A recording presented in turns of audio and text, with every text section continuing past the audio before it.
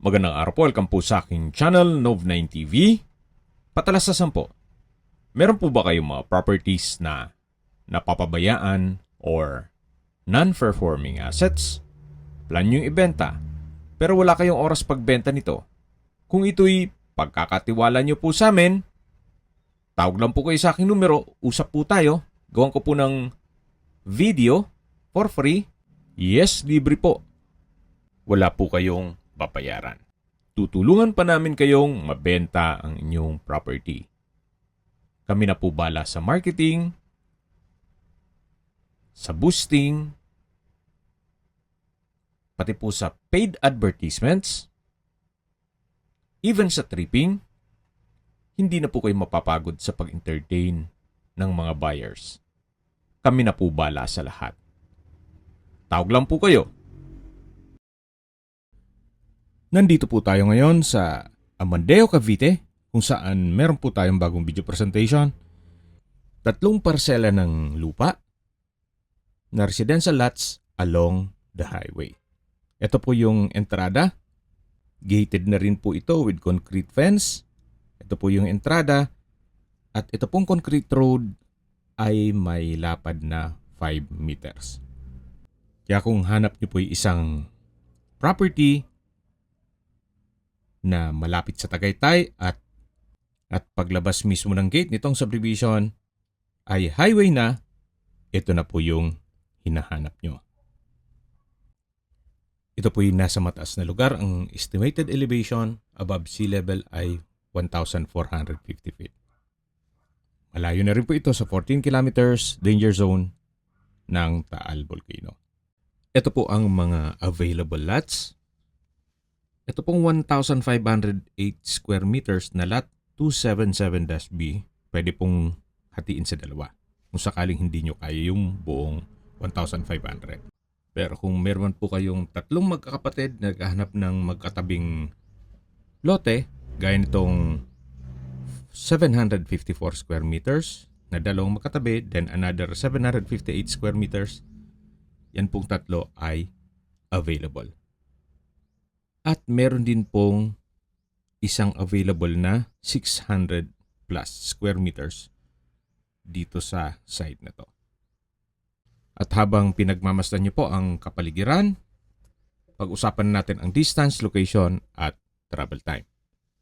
Mula po sa Save More Amadeo at iba pang business establishments, ang distance is 2.1 kilometers at ang travel time is 3 minutes.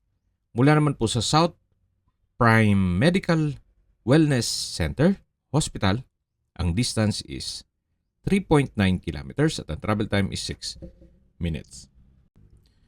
Mula naman po sa Tagaytay, ang distance is 4 kilometers at ang travel time is 6 minutes. Opo, napakalapit lang po nito sa Tagaytay.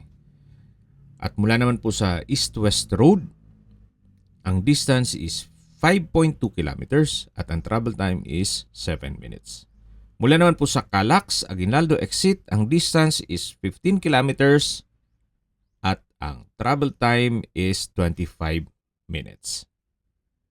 Mula naman po sa Manila o sa airport, ang distance is 64 kilometers at ang travel time is 1 hour and 31 minutes. Nandito na po tayo sa side nung 3 parsela ng lupa na tig 700 plus. Ito po yung tinutukoy ko na 758 mula dito sa napwestuhan ko, then dalawang 754 square meters. Slope lang po ng konti ang terrain, pero hindi naman po ganun kalalim. May mga pine trees na rin at ilang fruit-bearing trees. Then yung frontage ng kada lupa ay nasa 16 meters more or less. So may choices po kayo. Pwede po yung buong 1,500 plus or pwede rin yung individual na 754 square meters. Ito po yun. Okay, sa presyo na po tayo.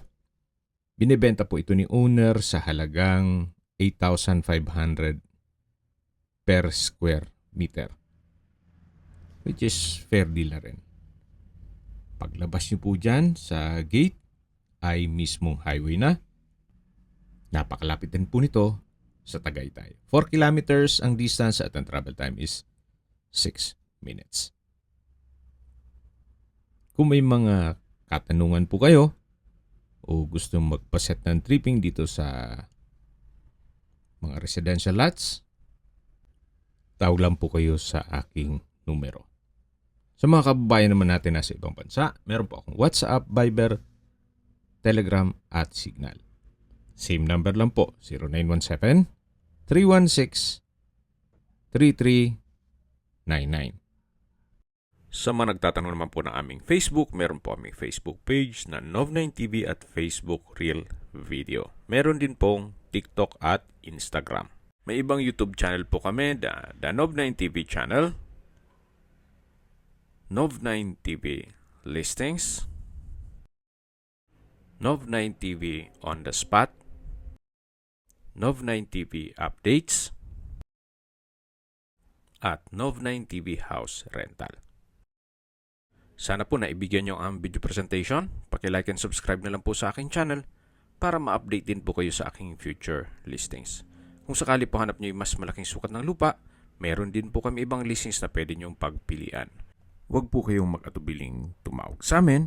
Then, let us know your budget para malaman namin kung anong property pwede naming ilong sa inyo. Sa lahat pong viewers, subscriber at nagtiwala po sa amin, salamat po sa suporta. Ingat po kayo lagi at yung pamilya. Maraming salamat po.